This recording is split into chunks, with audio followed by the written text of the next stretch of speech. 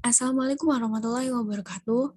Perkenalkan, nama saya Fari Febrianti dengan NPM A 1C021041, Prodi Pendidikan Matematika. Nah, hari ini saya akan menjelaskan mengenai konsep manajemen pendidikan. Yang pertama akan kita bahas adalah pengertian manajemen pendidikan. Pertama, menurut Purwanto tahun 1970 halaman 9 adalah semua kegiatan sekolah dari yang meliputi usaha-usaha besar seperti mengenai perumahan, konsultasi, korespondensi, kontrol perlengkapan, dan seterusnya, sampai kepada usaha-usaha kecil dan sederhana seperti menjaga sekolah dan sebagainya. Yang kedua, menurut Usman tahun 2004 halaman 8, manajemen pendidikan adalah seni dan ilmu pengelolaan sumber daya pendidikan untuk mewujudkan suasana belajar dan proses pembelajaran agar peserta didik secara aktif mengembangkan potensi dirinya untuk memiliki kekuatan spiritual keagamaan, pengendalian diri, kepribadian, kecerdasan, akhlak mulia, serta keterampilan yang diperlukan dirinya, masyarakat, bangsa, dan negara.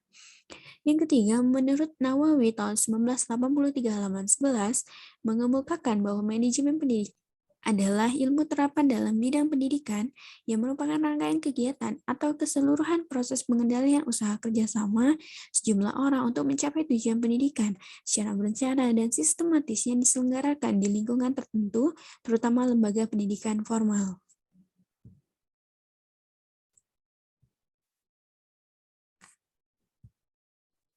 Selanjutnya adalah unsur-unsur manajemen pendidikan.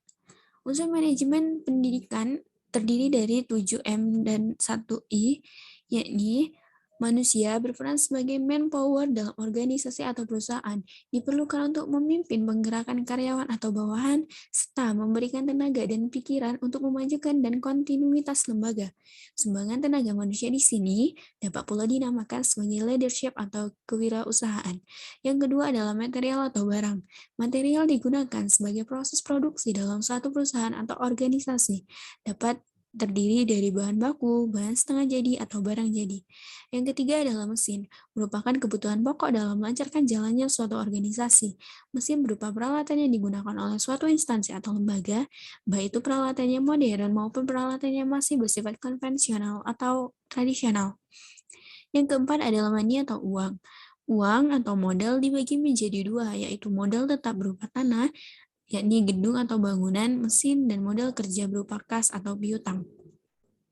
Yang kelima adalah metode. Pemilihan dan penggunaan metode yang tepat digunakan sebagai aturan atau cara-cara tertentu yang bertujuan untuk menghindari terjadinya inefisiensi dan pemborosan. Dalam lembaga pendidikan, metode pembelajaran yang dibentuk oleh seorang guru sangat diperlukan dalam menerangkan pembelajaran, karena metode yang dipakai untuk mempengaruhi peserta didik dalam memahami pelajaran. 6. Pasar adalah tempat bertemunya penjual dan pembeli untuk mengadakan transaksi. Dalam lembaga pendidikan, pasar berupa tempat terjadinya interaksi antara pendidik dengan peserta didik maupun dengan stakeholders yang ada dalam lingkungan lembaga tersebut. Yang ketujuh adalah waktu. Merupakan waktu yang dipergunakan dan dimanfaatkan dalam mencapai visi dan misi suatu lembaga secara efektif dan efisien.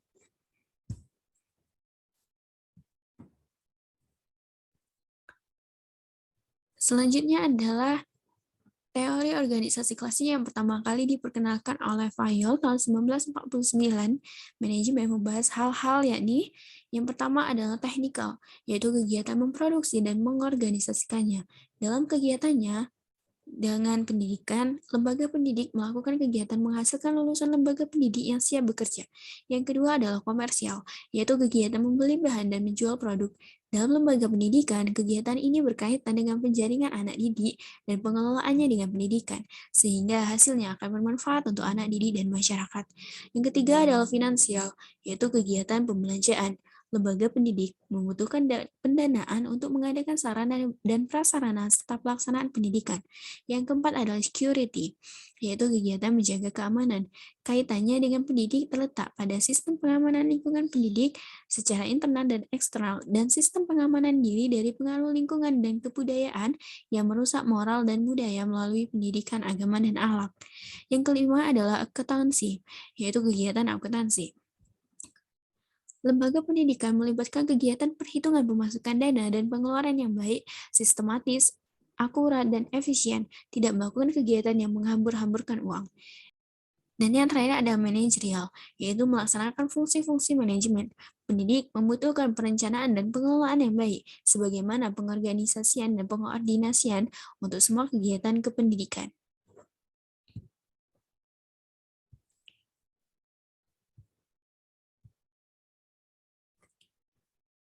Selanjutnya, yakni tujuan dan manfaat manajemen pendidikan.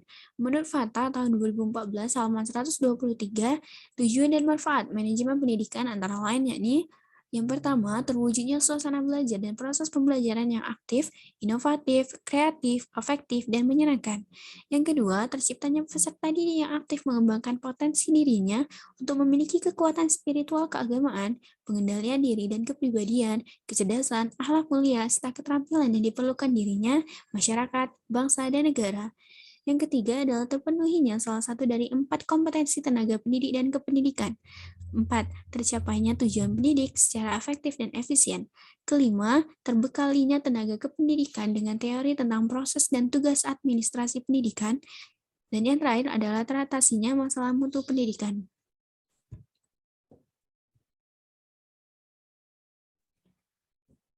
Selanjutnya adalah pembagian manajemen pendidikan. Yang pertama adalah manajemen puncak atau top management. Disebut juga dengan manajemen institusional atau eksklusif atau key eksekutif. Terdiri dari dewan direktur, direktur utama atau chief executive officer atau CEO. Tugasnya mengembangkan rencana-rencana yang luas untuk lembaga dan mengambil keputusan-keputusan penting. Yang kedua adalah manajemen menengah atau middle management. Disebut juga dengan manajemen administratif, terdiri dari pimpinan pabrik atau para manajer divisi atau division managers. Tugasnya bertanggung jawab untuk mengembangkan rencana-rencana operasional yang lebih luas dan menerapkan rencana yang dibuat oleh manajemen puncak. Yang ketiga adalah manajemen pelaksanaan atau operation management. Disebut juga dengan manajemen penyedia atau supervisory management. Tugasnya bertanggung jawab untuk melaksanakan rencana-rencana yang dibuat oleh para manajer menengah.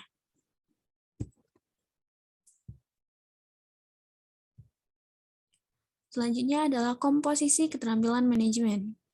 Yang pertama adalah keterampilan teknik atau technical skill, merupakan kemampuan untuk menggunakan alat-alat, prosedur, teknik suatu bidang khusus, ahli beda, teknik, pemusik, akuntan.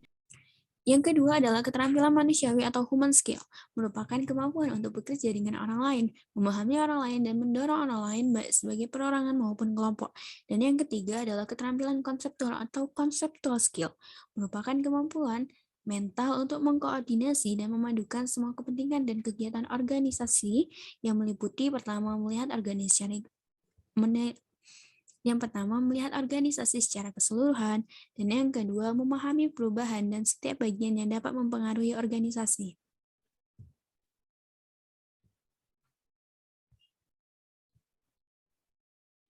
Selanjutnya adalah ruang lingkup manajemen pendidikan.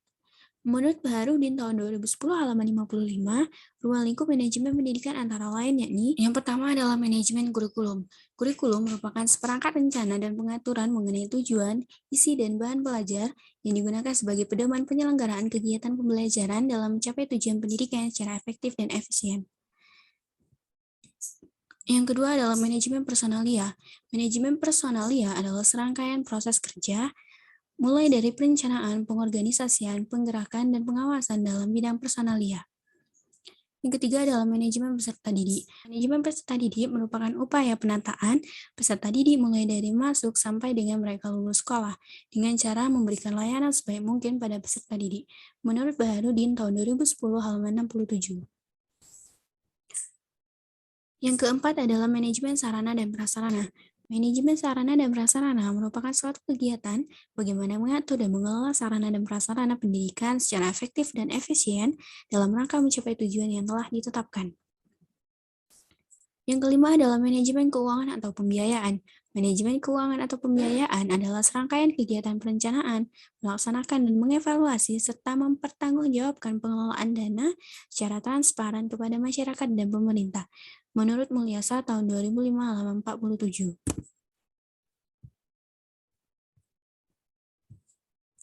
Ruang lingkup manajemen pendidikan. Selanjutnya adalah manajemen administrasi. Administrasi secara etimologis berasal dari bahasa Latin, terdiri dari kata et dan administrate. Kata-kata tersebut dalam bahasa Inggris memiliki arti yang sama, yaitu at sama dengan to, dan administrate sama dengan to serve atau to conduct, yang berarti melayani, membantu, atau mengarahkan. Menurut Purwanto tahun 2006 halaman 1. Ketujuh, manajemen humas.